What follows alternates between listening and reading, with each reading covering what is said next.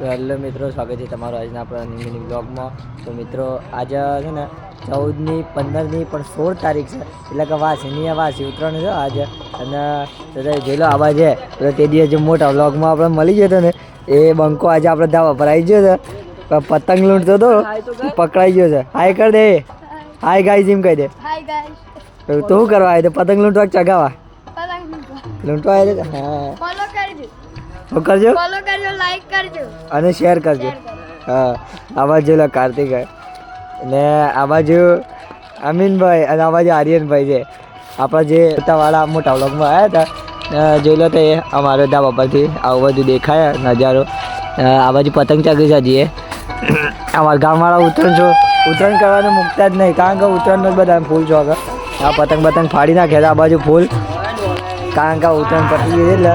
તો મિત્રો ઉત્તરાયણ તો પતી ગઈ અને આપણે મળશું આવતા નવા વ્લોગમાં. તો સુધી જય માતાજી.